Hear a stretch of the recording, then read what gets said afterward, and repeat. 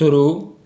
अपने प्रिय देश पर जब कोई विदेशी आक्रमण करता है, तब देश की युवा पीढ़ी एवं नर नारी एक स्वर में गर्जना कर उठते हैं कि यह देश हमारा है, हम तुम्हें एक पग भी आगे नहीं बढ़ने देंगे। और इस भीषण गर्जना के साथ हाथों में ध्वज लिए हुए सभी देशवासी शत्रु का मुकाबला करने के लिए कटिबद्ध हो जाते हैं, अथवा जब देश पराधीनता से जकड़ा जाता है तब उसे स्वतंत्र कराने के लिए देशवासियों के अविस्मरणीय बलिदान होते हैं। इन दोनों परिस्थितियों में कोई एक विशेष भावना देशवासियों के अंग अंग में बिजली दौड़ा देती है। इसी भावना को राष्ट्रीयता कहते हैं। राष्ट्रीयता का अर्थ है देश प्रेम की उत्कृष्ट भावना। यह भावना राजनीतिक आंदोलन का भी रूप धारण कर लेती है, परंतु तब देश आपदाग्रस्त हो। स्वतंत्रता प्राप्ति से पूर्व भारत में राष्ट्रीयता की भावना को प्रचंड रूप से जागृत किया गया था। देशवासियों को देश के विकराल अतीत की स्मृति दिलाई जाती थी।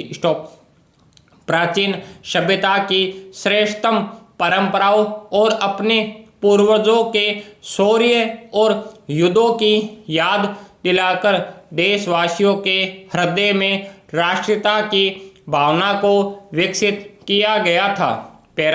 शीत युद्ध की समाप्ति के उपरांत विश्व के राजनीतिक परिदृश्य में महत्वपूर्ण परिवर्तन हुए हैं और उसी के अनुसार लक्ष्य तथा प्राथमिकताएं भी परिवर्तित हुई है। भारत के पूर्व विदेश मंत्री जसवंत सिंह के अनुसार भारत की विदेश नीति के प्रमुख आधार आर्थिक, सामाजिक तथा क्षेत्रीय सुरक्षा तथा अपने गुटनिरपेक्ष नीति पर कायम रहना है। साथ ही उन्होंने यह भी कहा कि गुटनिरपेक्षता भारत की विदेश नीति का आधार स्तंभ भी है तथा सदैव की भांति यही हमारी विदेश नीति का मार्गदर्शक रहेगा।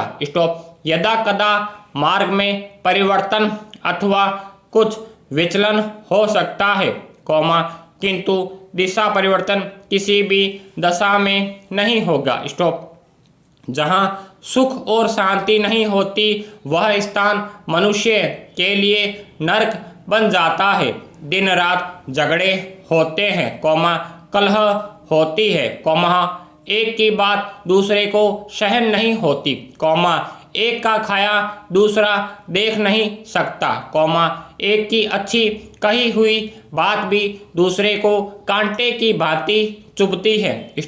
जहाँ इंसान एक दूसरे के प्राण लेने के लिए तैयार बैठा रहता है, जहाँ मनुष्य के मन में अंधकार छाया हुआ रहता है, वहाँ स्वर्ग की कल्पना कैसे की जा सकती है, वह तो घोर नरक है।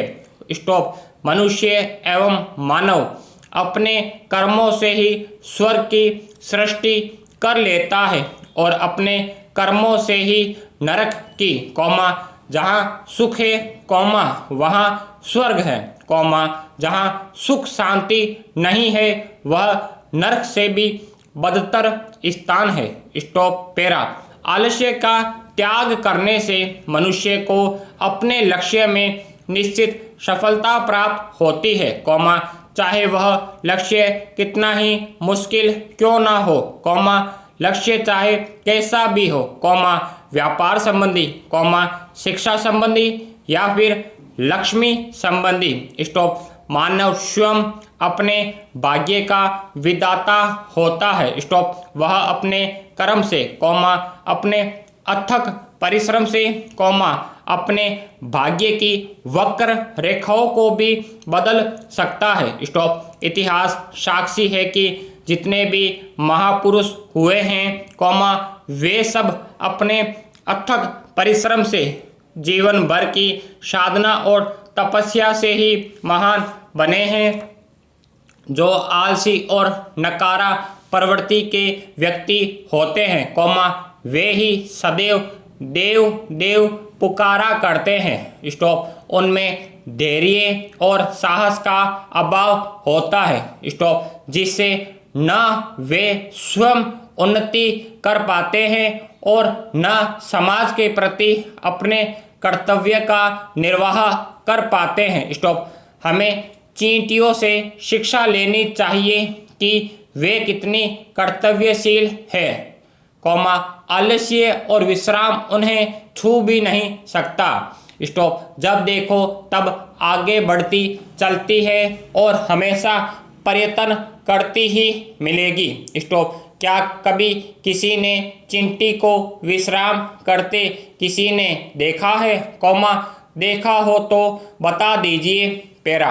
एक राजा के शयन कक्ष में मंदाकिनी नाम की चींटी ने डेरा डाल रखा था। स्टॉप। रोज रात को जब राजा सो जाता तो वह चुपके से बाहर निकलती और राजा का खून चूसकर फिर अपने स्थान पर जा छिपती। स्टॉप। संयोग से एक दिन अग्निमुख नाम का एक खटमल भी राजा के शयन कक्ष में आ पहुंचा। स्टॉप। चींटी ने जब उसे देखा तो वहां से चले जाने को कहा। स्टॉप। लेकिन खटमल भी कम चतुर न था। वह बोला, देखो, मेहमान से इसी तरह बर्ताव नहीं किया जाता है।